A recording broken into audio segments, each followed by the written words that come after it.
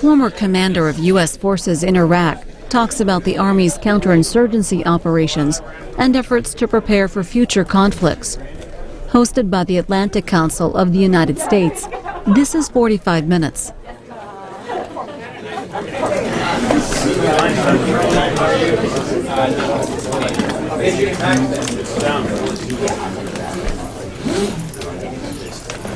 Welcome. Welcome to you all. Welcome to the Atlantic Council and to this Commander Series event with U.S. Army Chief of Staff George W. Casey. I'm Fred Kemp, President and CEO of the Atlantic Council. We're delighted to have you all here with us today.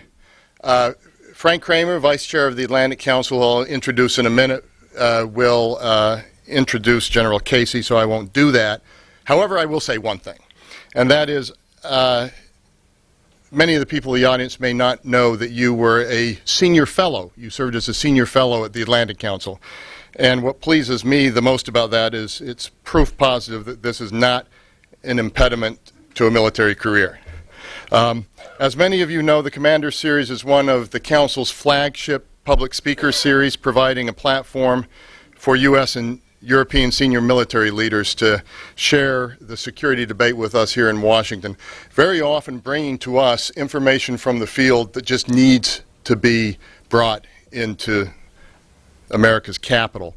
We've had people from the EU commander dealing with the Congo to the U.S. commander dealing with the Arctic. One of our previous speakers in this series, General Jones, spoke as Supreme Allied Commander Europe when he was here. He kicked it off. He then became chairman of the Atlantic Council. Last night he outlined at one of our events in fascinating detail how different the national security challenges are today than they were during the Cold War. And of course that also means the challenges are vastly different for military commanders.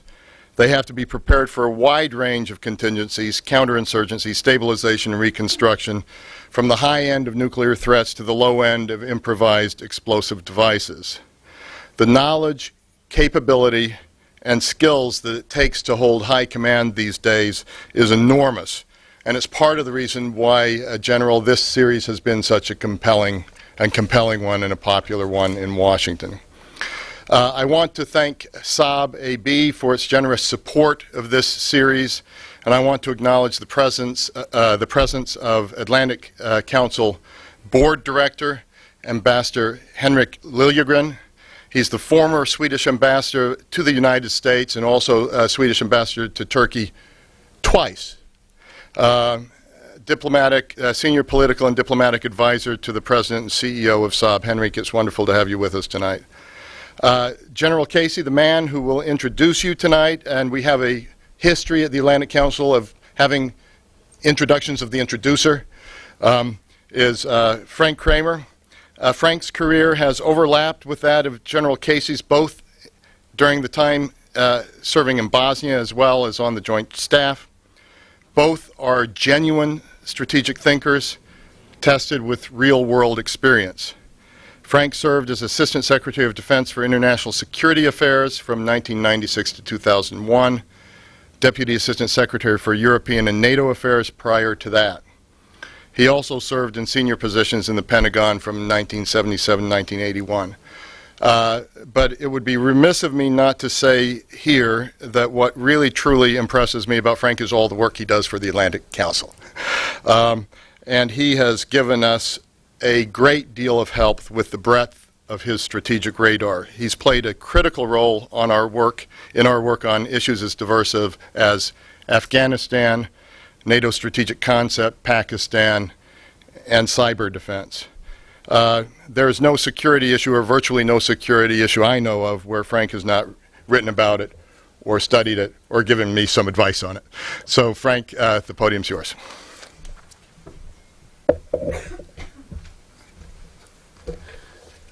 Thanks very much, and let me welcome all of you here again. I wish my children had been here to hear this. That's not how I'm recognized in the House. I'm the guy who takes out the garbage. But I am delighted to be here to introduce George Casey. George and I are longtime friends. As Fred said, we served together in the Pentagon.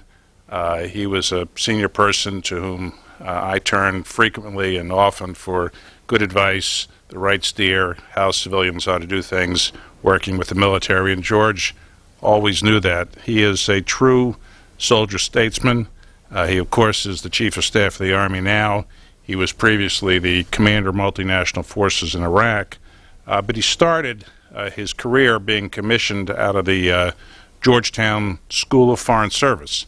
And as he told me earlier today in his current office at the Pentagon, he can look out the window and see the spires at Georgetown. And that's something that I think no one can hope for when they start out as a second lieutenant, but be delighted by the fact of when they're the Chief of Staff of the Army. He served in Germany, in Italy, in Egypt, in Southwest Asia, obviously in the U.S. He has a master's degree in international relations, as Fred mentioned, culminating educational experience being here as the senior fellow of the Atlantic Council. But he's also served at every level, commanded at every level, platoon, battalion, brigade, assistant division commander, and of course in Iraq. So he puts together, I think, the finest qualities of our military. He knows about counterinsurgency. He knows about stability operations. The experience in Bosnia was highly successful, but it wasn't clear at the beginning that it was going to be successful. As he will perhaps tell you, we went in heavy and we went in nervous. It worked out really quite well, and that was in part very much due to George's leadership. He now has to deal with all the issues of the Chief of Staff of the Army. The Chiefs of Staff have to organize, train, and equip, the so-called Title X requirements. They have to get the force ready. They have to figure out how to sustain force rotations in an environment, as Fred mentioned and as General Jones said, that's much more demanding. The force deployments go on and on and on and on. And our military starts first and foremost not with technology, not actually with maneuvers or anything else, starts with people. And how to keep those people, quality people, together, how to keep the families together, and yet at the same time bring them to the fore, forward deployed for operations of all kinds, from defense diplomacy to counterinsurgency to major combat operations, is a huge challenge. George knows all this extremely well. We couldn't have a better person here to talk today. I'm really glad to welcome you to the podium, my friend and the Chief of Staff of the Army, George Casey.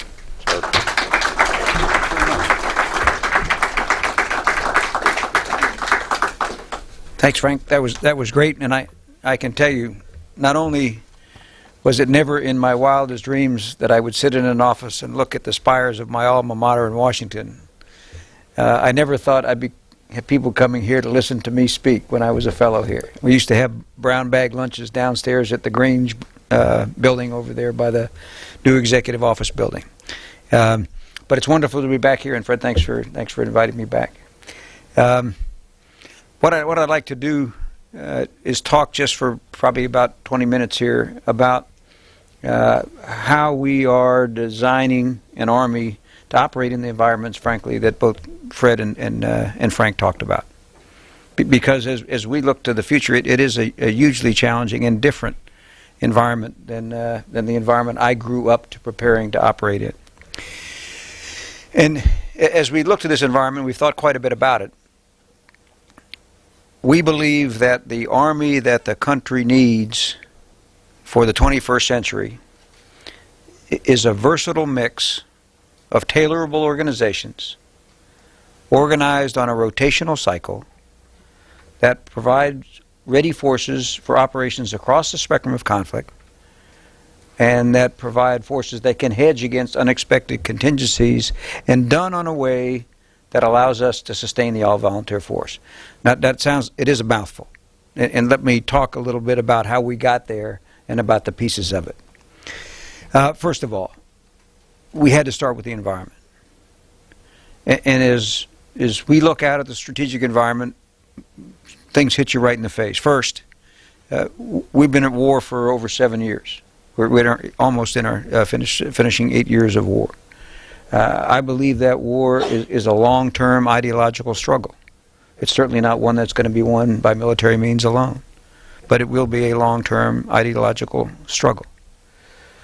Against that backdrop, we look out at the trends that we see around the globe.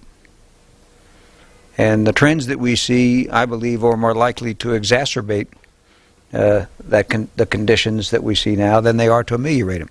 What am I talking about? Globalization. Up until some months ago, the globalization was generating prosperity around the world. But it was generating it unevenly and creating have and have-not conditions, and the have-not conditions largely being in the southern hemisphere. And the have-not conditions are contain people that are much more susceptible to recruiting by the terrorist and extremist organizations. Technology is another double-edged sword. The same technology that is being used to bring knowledge to anyone with a computer and a hookup is being used by terrorists to export terror around the globe. Demographics. Demographics also going in the wrong direction. Now, I've seen estimates that say that the populations of some developing countries like Pakistan are expected to double in the next decade. You imagine the attendant problems that presents already strapped governments. Populations are increasingly moving to cities. I've seen estimates that by 2030, 60% of the population in the world will live in cities. That says a lot about where we'll fight, and I've seen what it's like to fight in the sprawling slums of Sadr City. The other thing about demographics is that I think some of the trends are going to lead to increased competition for resources. The middle classes in China and in India are already larger than the population of the United States. That's a lot of two-car families. And the two trends that worry me most are weapons of mass destruction in the hands of terrorist organizations and safe havens. Countries or parts of countries where the local governments can't or won't deny their countries as safe havens for terrorists to plan operations. And so as I look against those trends, against the backdrop of the fact we're already at war with a global extremist organization, and I believe that leads us to the notion that we will operate in an era of what I call persistent conflict. Protracted confrontation among state, non-state, and individual actors who are increasingly willing to use violence to accomplish their political and ideological objectives. And I think we've got a decade or so of that ahead of us. And that really drives us as an army to say that, okay, we have to take that into consideration. And I believe we will have 10 brigades of Army and Marine Corps forces committed for the next decade in places around the world. Now, for us, that causes us to think differently about how we organize our forces. The other element we have to take into consideration is not just the broad strategic environment, but we have to ask ourselves, what does war look like in the 21st century? What's the character of conflict? And I got into big discussion with my staff about, is it the nature of war that changes, or is it the character of conflict that changes? Well, they argue that the nature of war is immutable, it never changes. But the character of conflict has and does change, and it's changed over time. And as we look at it, the types of operations and wars that I believe that our Army will have to fight in the next 10 to 20 years are much, much different than the types of operations that I grew up learning to fight on major tank battles on the plains of Europe. And I've served in Iraq, so I've got a good sense of that conflict. Spent some time in Afghanistan. But the conflict that I think that intrigues me most, and I think speaks more toward what we can expect in the decades ahead, is the one that happened in Lebanon in the summer of 2006, where you had about 3,000 Hezbollah operatives embedding themselves in the population centers just north of the Israeli border. They used improvised explosive devices to channelize well-equipped attacking Israeli forces into ambushes where they fired at them with state-of-the-art anti-tank guided missiles. 40% of the Israeli casualties were from those anti-tank guided missiles. They used unmanned aerial vehicles to target the Israelis. They started the war with over 13,000 rockets and missiles. Not just the small ones they shot at our bases, but the large 220 millimeter ones they shot at Israeli population centers. They shot down an Israeli helicopter with a surface-to-air missile. They shot an Israeli corvette in the Mediterranean Sea with a cruise missile. They used secure cell phones and computers for command and control. And they got their message out on local television. That's a fundamentally more complex and difficult challenge than the challenges of fighting large tank armies on the plains of Europe. And I believe what we're going to see is more of that and less of the other. And so that is what we're shaping the Army to be able to do. So as I look at the environment and the character of the conflict, I come down to what should the Army do? What should the land forces of the United States be able to do? The first thing we have to do is we have to prevail in counterinsurgency campaigns. We have to win the wars we're in, as the Secretary of Defense has said. Second, we have to prepare ourselves to continue to engage with other countries' security forces when we're asked to help them build the capabilities they need to deny their countries to terrorists. Third, we need to provide support to civil authorities both at home and abroad. And we work primarily through the National Guard here to provide support to civil authorities in the United States, augmenting them with our active forces as necessary. And we are continuing to provide support to other agencies of the government in Iraq and Afghanistan, and helping them plan, integrate, and execute the political and the economic and the information elements of the strategy. And you have all heard people say time and again that we will not win this conflict by military means alone. And if we are going to be successful, all of the elements of power have to be integrated effectively. And I suggest to you that it is the planning and organizational skills, and frankly the integrating skills of the military forces, that ought to be considered a national asset. We don't have to be in charge all the time, but we have those skills, and we can assist other elements of the government in integrating their efforts. And then lastly, we have to be able to deter and defeat hybrid threats and hostile state actors. And frankly, I think we have to be able to do them in that order of priority, because that is the conflicts that we are going to be mostly fighting. So, after looking through all that, then I come back to what type of Army are we building? A versatile mix of tailorable organizations. The one thing we know about the future is that we never get it quite right, and that we can only aspire not to be too wrong. So for 60 years, the central organizing principle of the Department of Defense has been major conventional operations, conventional war. I'm suggesting to you now that I'm looking at it from an Army perspective. I think the central organizing principle has to be versatility, because we have to be able to do different things. Nothing ever happens exactly how you plan. And so you have to be able to tailor your forces to deal with the situation that you're confronted with, deal with the reality you're confronted with, not with the force as you've designed it. And so we believe you have to have a mix of heavy forces, medium forces, strikers, and light forces. And the light forces will probably be more and more riding in up-armored Humvees and MRAPs, because they need to be protected as they move around. And the tailorable organizations. The Cold War Army I grew up in, we were a division-based Army. And we had 18 divisions, and all of the enabling forces were parts of those divisions. So if you needed to send something less than a division, you had to start breaking the division apart. And it wasn't any good to you to do other things. Over the last 5 years, we have been moving to create modular organizations centered on brigades. And we're 85% of the way through converting the Army to modular organizations. And that's in a 5-year period, while we've been deploying 150,000 soldiers over and back to Iraq and Afghanistan. The other element of our reorganization to improve versatility is we've been moving away from Cold War skills to skills more relevant in the 21st century. By way of example, we've converted over 200 tank companies, artillery batteries, and air defense batteries, and change those soldiers into special forces, civil affairs, psychological operations, military, police, and engineers.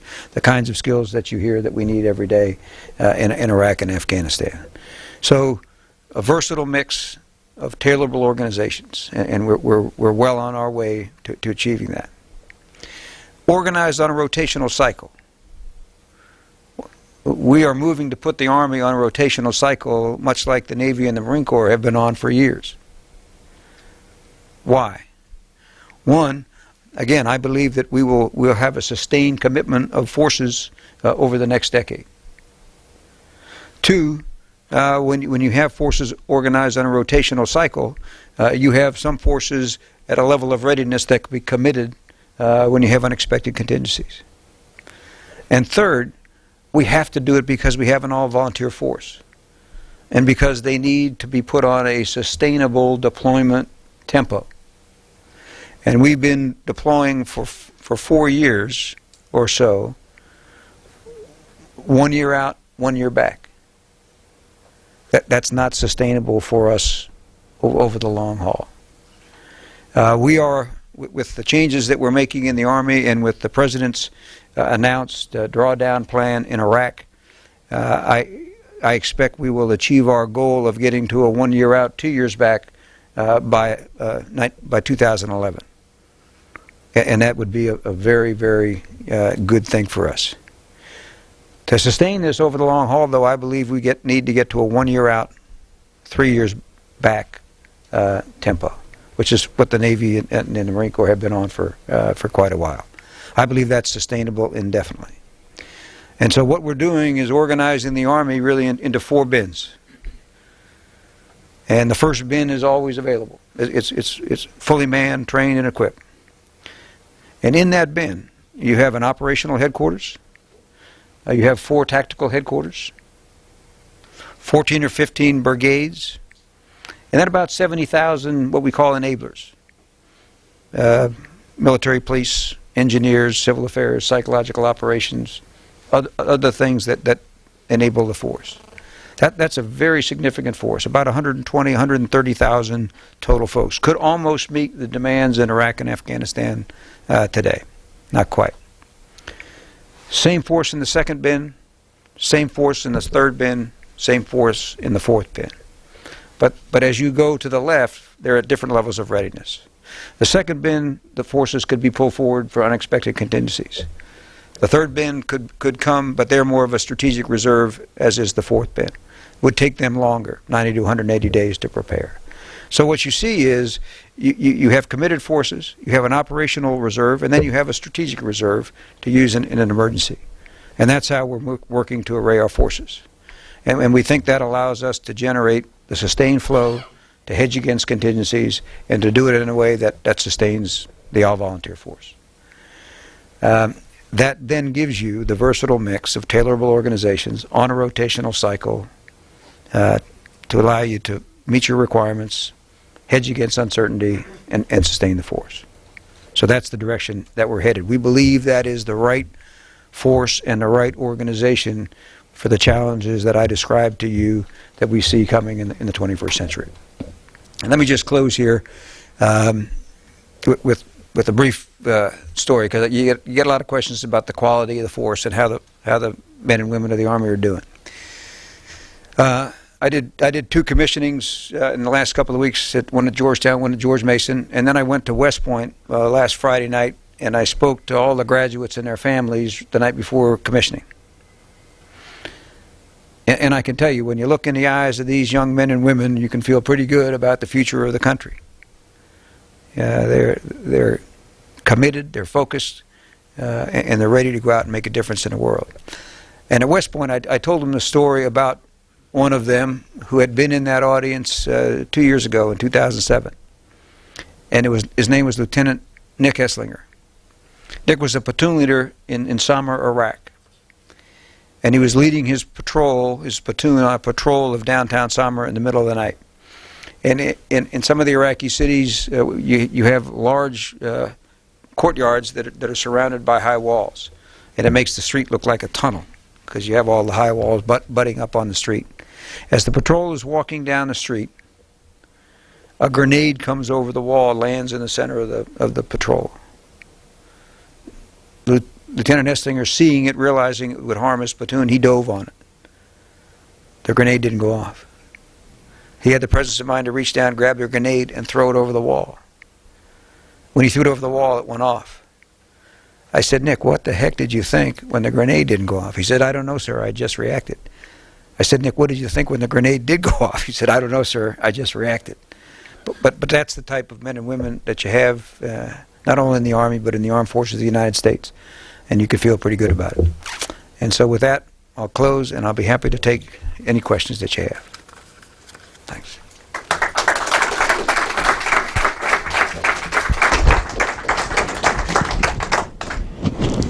Oh, these are comfortable. Thank you for that wonderful presentation, and thank you for that wonderful close as well. I'm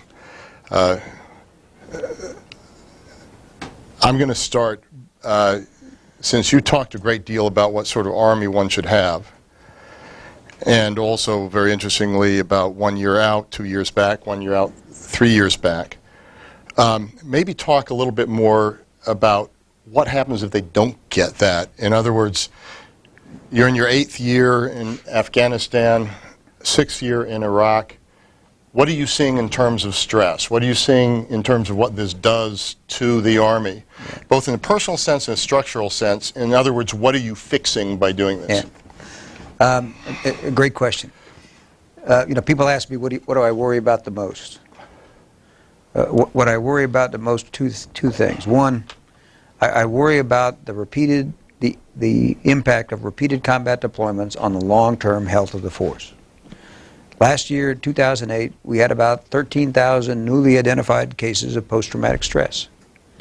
Now, that's good news, bad news story. I mean, bad news, it's a lot. It's about double what it was 2 years before. Good news is, because of the work we've done to reduce the stigma, more and more people are willing to come forward and get the treatment that they need. Because all of our studies tell us, the sooner you come forward, the sooner you get treatment, the better off you are.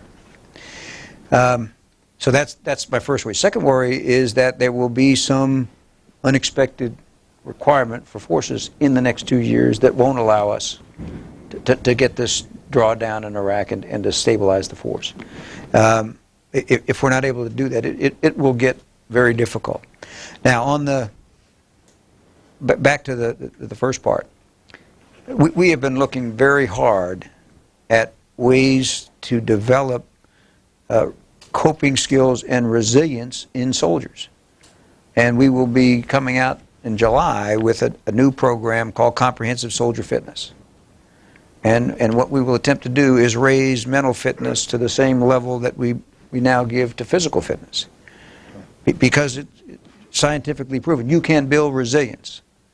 And I was up at University of Pennsylvania last week where we had our first group of sergeants being trained as master resilience trainers by the University of Pennsylvania staff, Dr. Marty Seligman and his folks.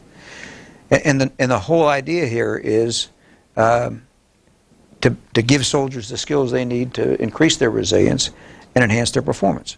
A lot of people think that everybody that goes to combat gets post-traumatic stress. It's not true.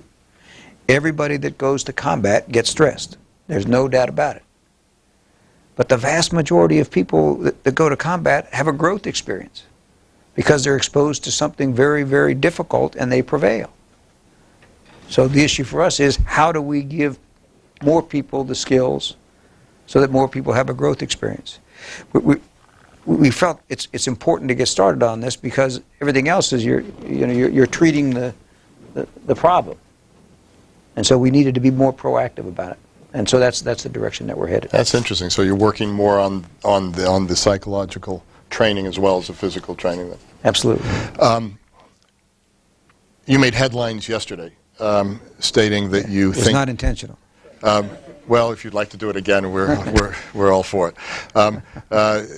You said that you think, and you said that elliptically in your comments here too, that you think U.S. ground forces will be in Iraq and Afghanistan for at least another decade. I didn't say that tonight, did I? I don't think I did. I actually didn't say it. I didn't say it last night. You didn't say it. Well, why don't you say what you would like to say about that? But on top of that, let me go beyond that question to how you think those missions are going to evolve over time, and irrespective of how many years you think that will go on, is how do the force levels change as those missions evolve? First of all, I've been around long enough to understand I don't do policy, as Frank said, organize, train, and equip. And in my job of organizing, training, equipping, as much as I talk to you tonight, yep, I have to look out and say, okay, what are the demands that are going to be put on the Army, and how do I best organize to meet those demands?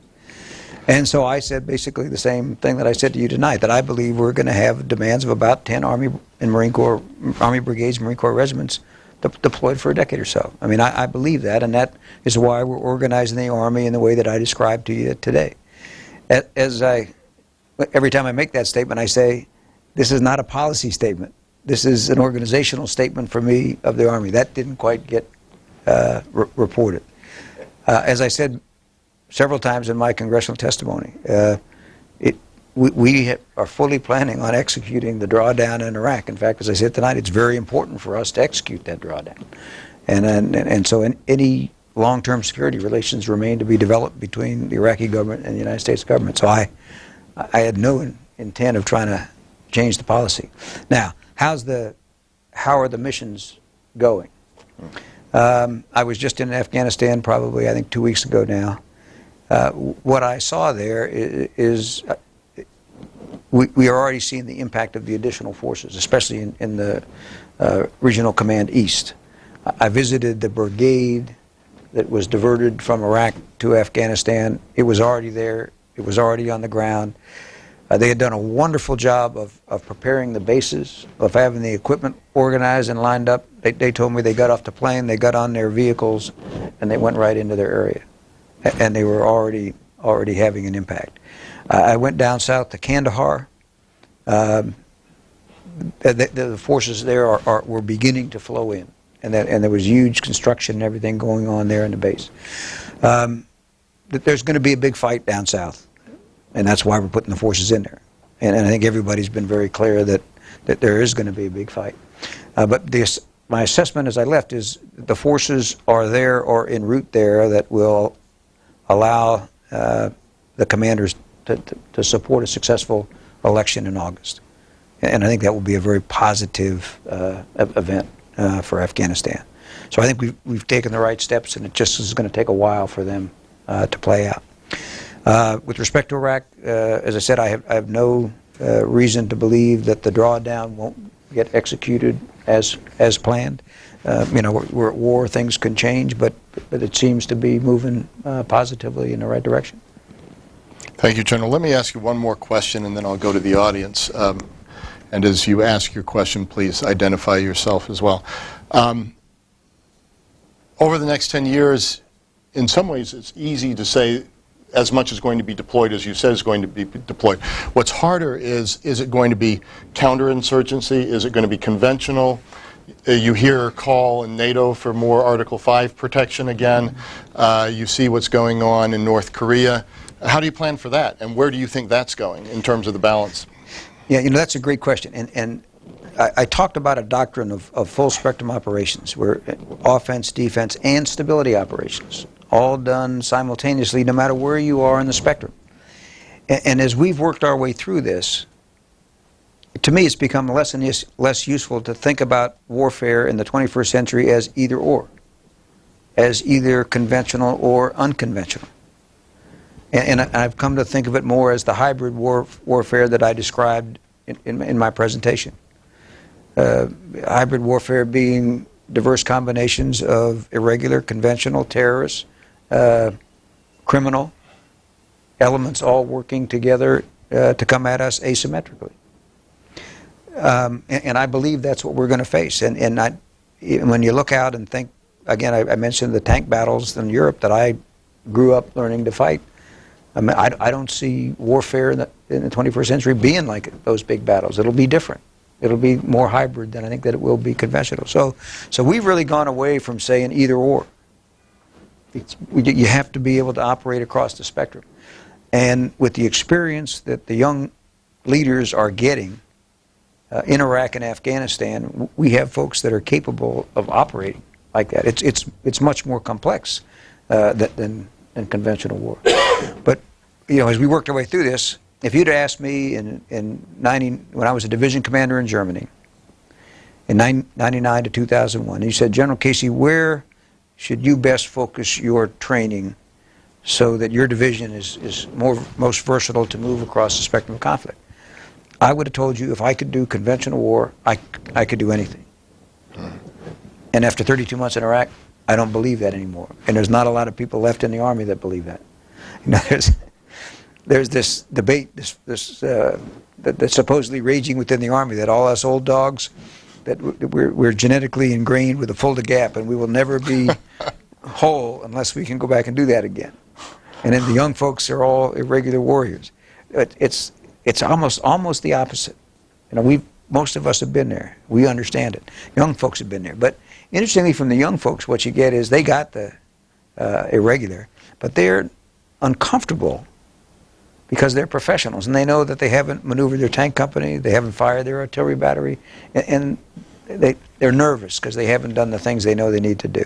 But those skills are very, very recoverable quickly.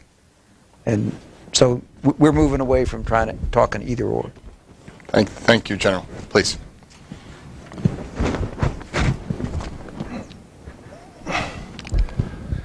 General Air Vice Marshal Mike Harwood, UK Defence Attaché.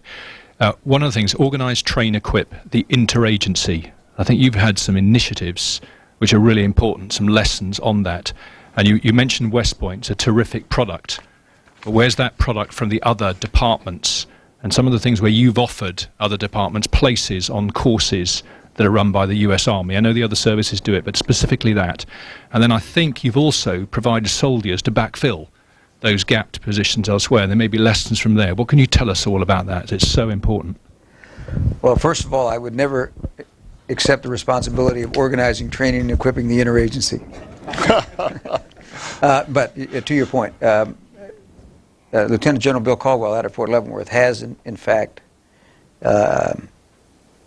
started some exchanges in the interagency to bring folks from the State Department and the CIA out to our major level courses that we run out there at Command and General Staff College at Leavenworth. And because of the need to backfill those folks so they can take the time off and come to the course, we're actually sending Army officers back to the State Department to fill in the gap. And so we're getting a much earlier start on the interagency, and I think that's hugely important. I go out once a month and I talk to all our lieutenant colonel and colonel level commanders, people getting ready to go into command. And I was out there one day and I was talking to the group, and I noticed that there were these 4 muscular looking guys with short haircuts in the back row, and they're all sitting there with their arms crossed. So I went up afterwards and I said, what happened? You plane lose your bags? And they said, no, we're the CIA. So here they were sitting in our command course. So I think it's a great thing. From my time working with Bob Gelbart, I learned the power of the interagency, and from my time in Iraq with John Negroponte and Zal Khalilzad, we tried to make that work.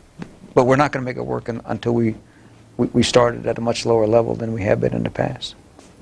Thank you, General. Please.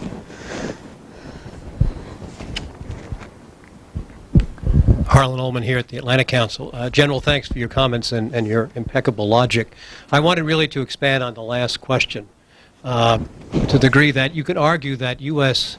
national capacity has a Maginot Line complex to it, in that, as you know, the Maginot Line was never penetrated, but the Ardennes and the northern flank was. And the problem is that the military is the best at the game in the world, but we are lacking a lot of capacity elsewhere. And even though the Secretary of Defense has made that argument and the President has made that argument, it seems to me that that is really a gap which we're not moving to fill. There is no real, as you know, civilian surge, it appears, in Afghanistan. In Pakistan, it's going to be the civil side where we seem not to be able to fill the void.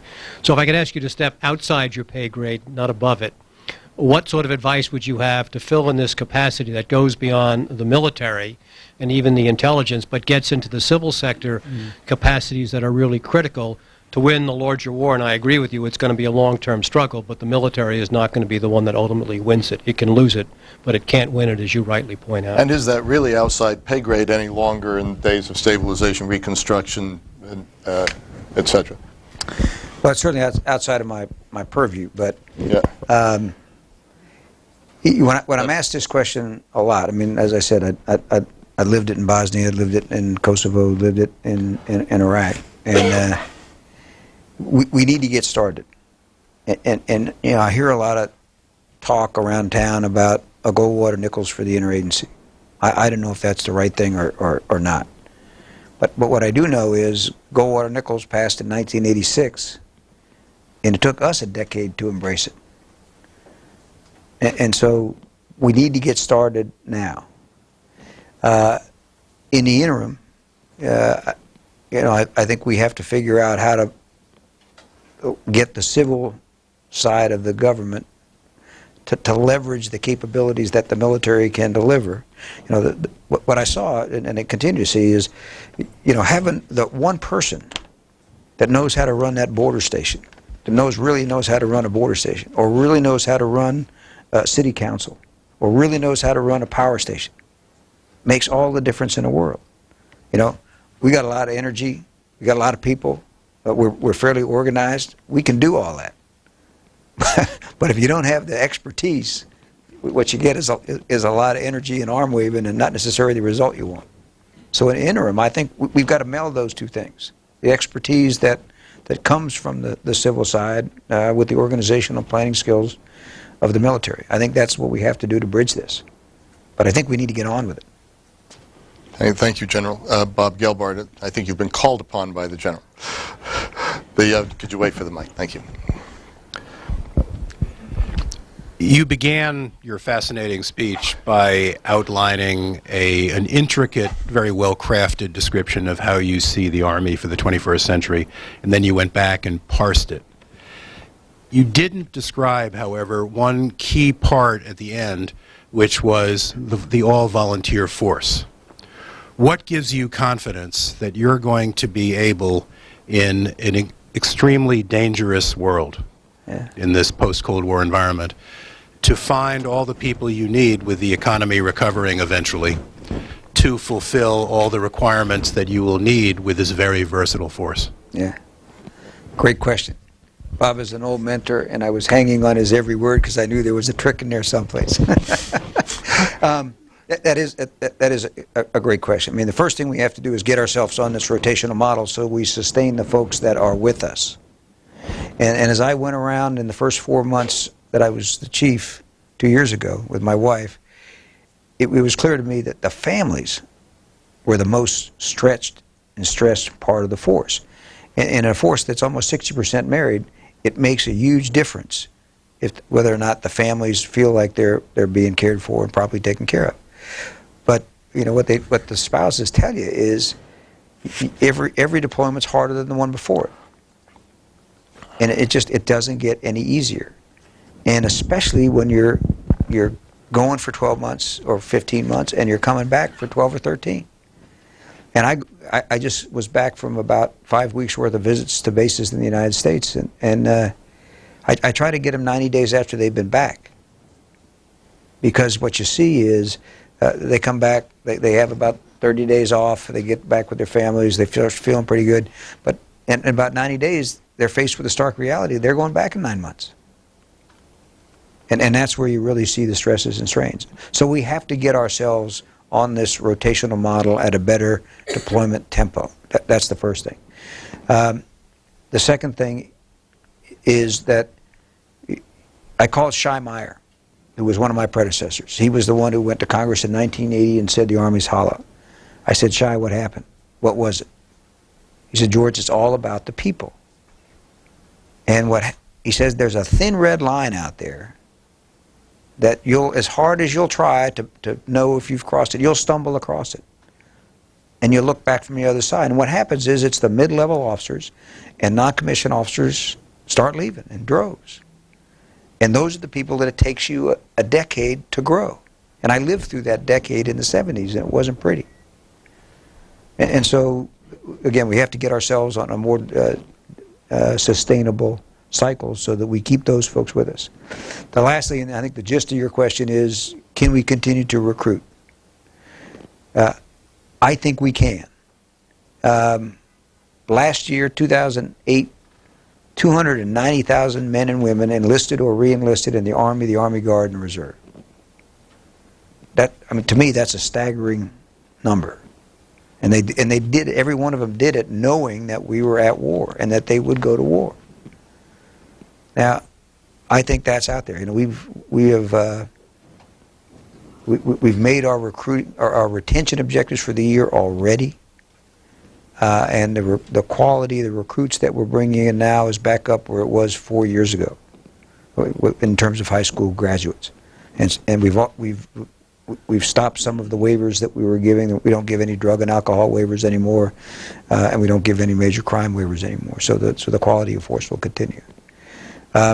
It's not really knowable how long we can continue to do that. I think that we can continue to do this if we sustain the quality of the force and we give the families the benefits that they're being accustomed to. But how long? I couldn't tell you, but I think it is sustainable. Very interesting, General. Paul. Oh, could you wait 1 second? Sorry.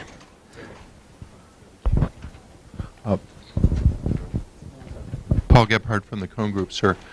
You identified very early in your presentation that you saw a distinction between operations, as you've said, for 8 years in Afghanistan and Iraq, and the Israeli operations in 2006 in Lebanon.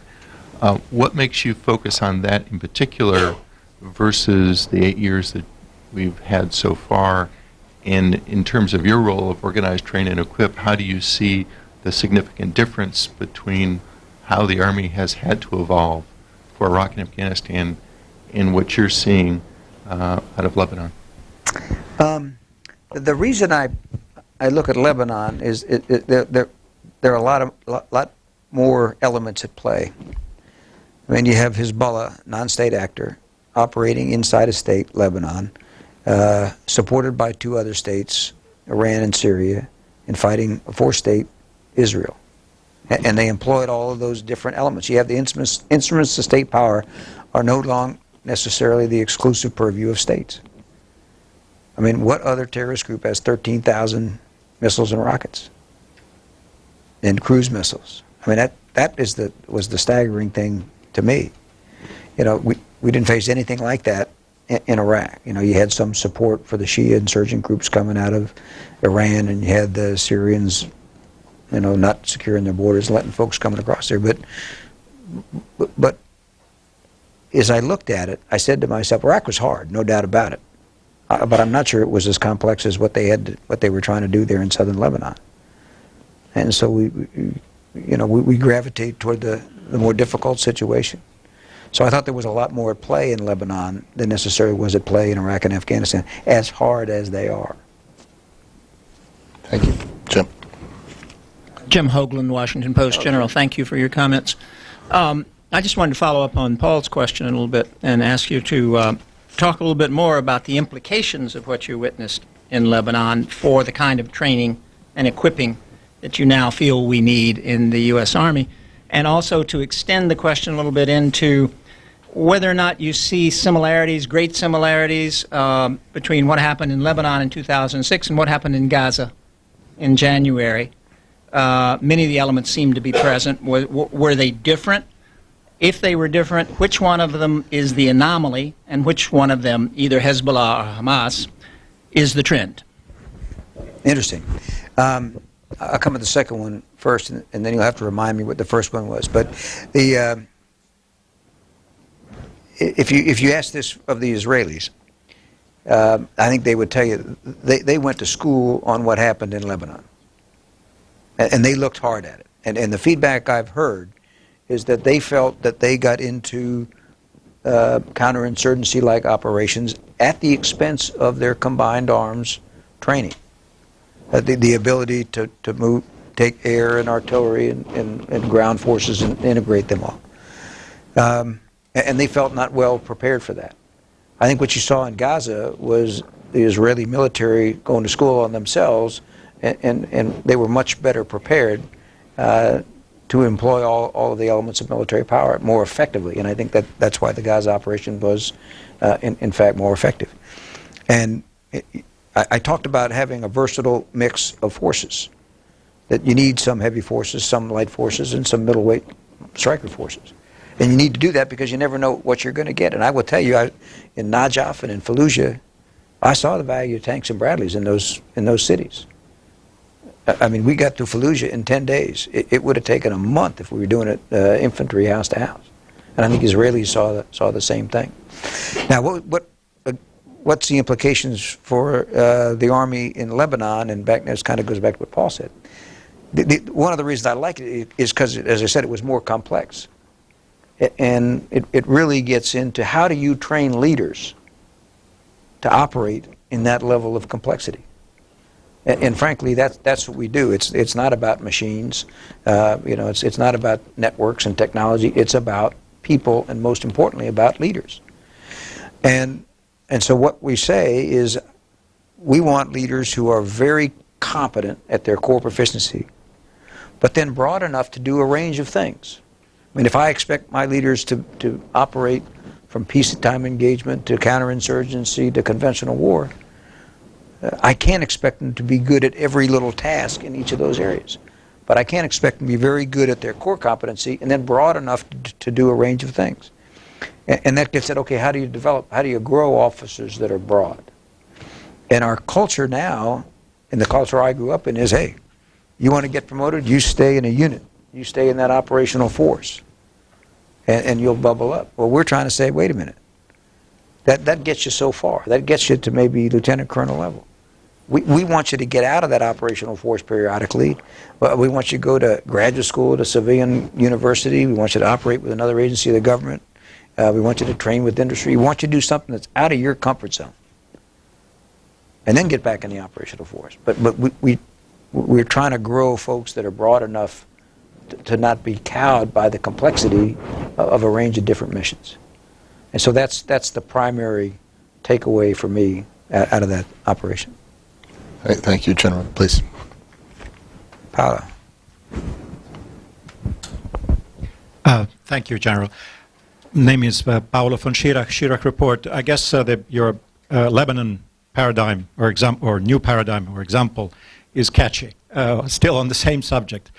You have described quite well, the example of Lebanon, and in the other elements that you brought to our attention, that is the phenomenon of urbanization, the collapse of globalization, changing demographics, etc., that if all this converges into an example like Lebanon, it's essentially an unwinnable fight. If a force is motivated and supplied like Hezbollah in Lebanon, is essentially a conflict that is unwinnable according to our own standards, unless we do what the Sinhalese have done, defeating the Tamil Tigers just a few weeks ago, to the world outrage and bombing hospitals and causing massive population dislocation, etc., which I don't think we are in the business of doing. So my question to you is, if a situation like Lebanon should be replicated in different scenarios, it seems to me in the field unwinnable. And therefore, are there other means that the armed forces are thinking about in terms of depriving the enemy of the motivation to continue to fight, as opposed to trying to defeat it in the field in consideration of the asymmetric advantages that such a force like Hezbollah has enjoyed and managed to deprive the Israelis that are sufficiently sophisticated of victory? How would we engage in a situation like that? And can we win in the field, or do we have to find other ways to demotivate the enemy? I mean, in those type of operations, the prize really is the people. It's not necessarily the enemy force. And I think that's a fundamental difference that we have to come to grips with. Was it Rupert Smith wrote a book where he talked about war among the people? I think that's a key element of hybrid warfare.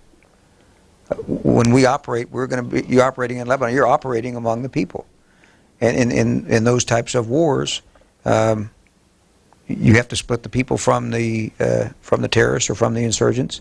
And to do that, there has to be enough military force that you take away the options of the other guys with guns. And then there has to be a representative government that the people feel takes their interest into effect.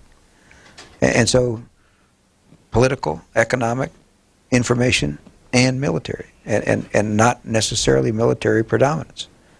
So, and finding the right way to blend each of those to generate to accomplish our long-term strategic objectives, that's the art of this whole thing. That's what's going on in Iraq, that's what's going on in Afghanistan, and to some extent that's what's going on in Lebanon. But that's the art of warfare in the 21st century.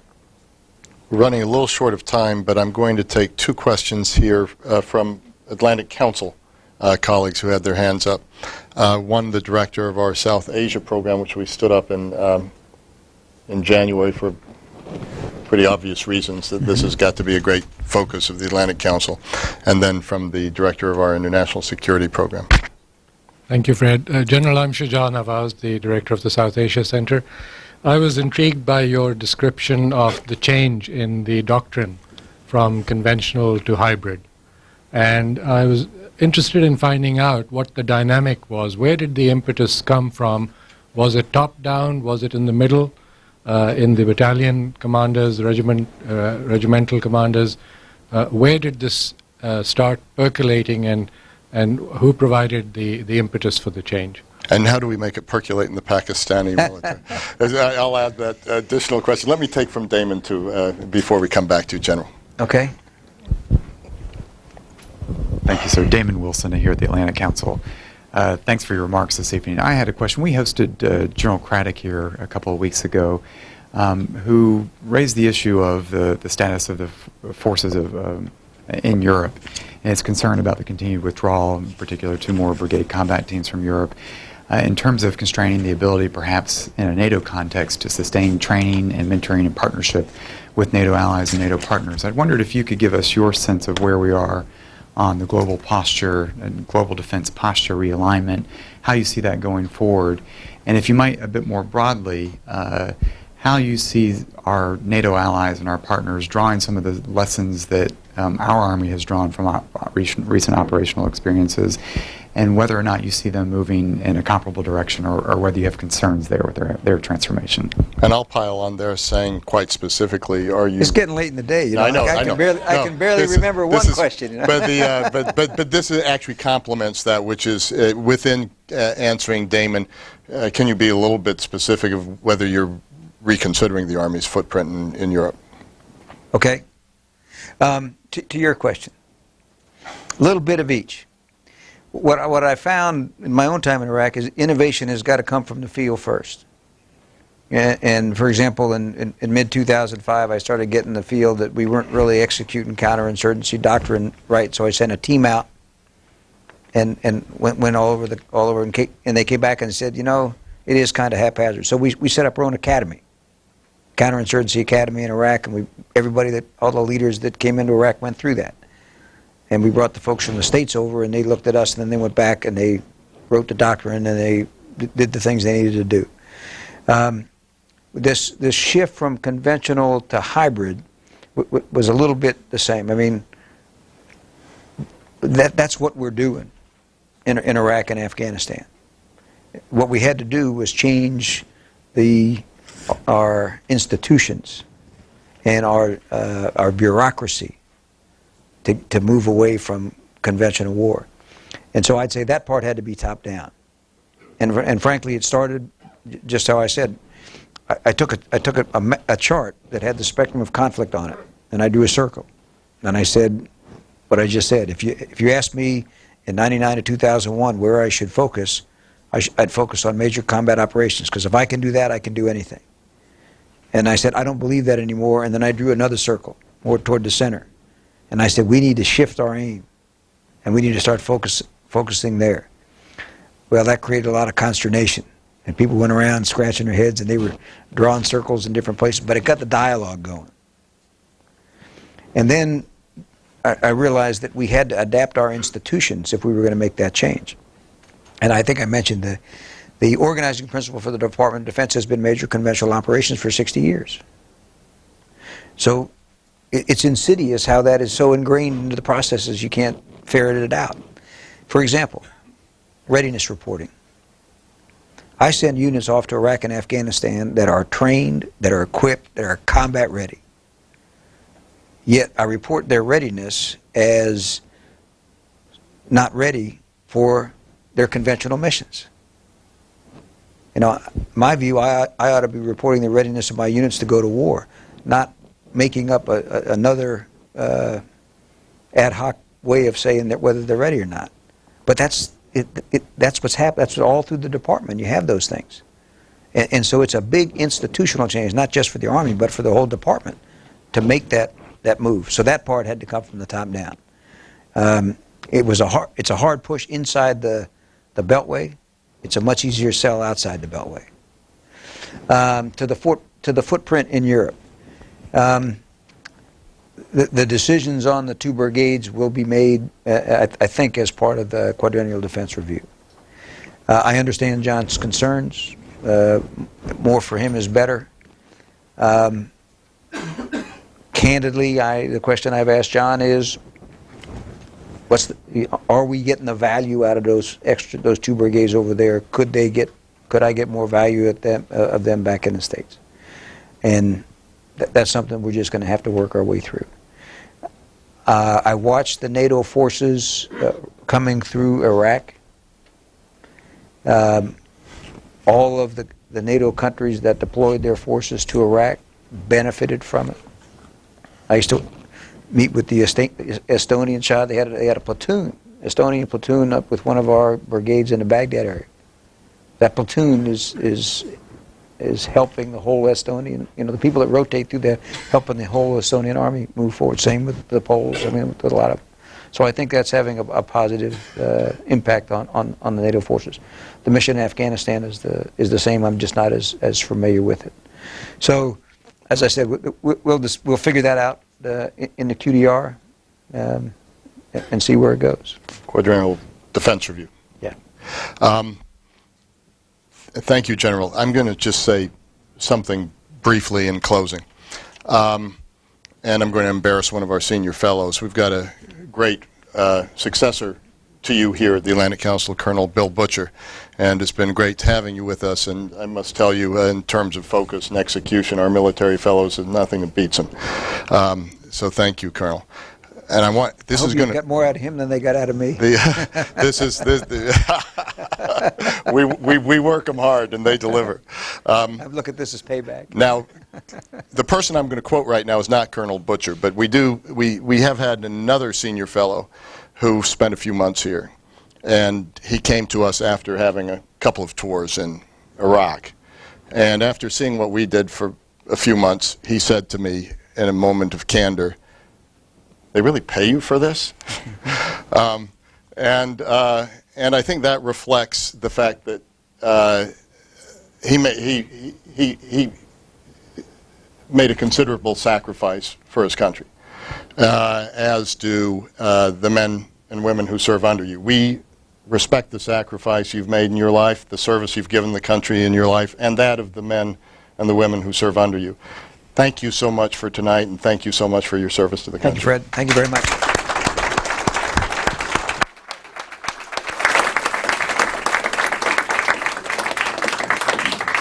How are you?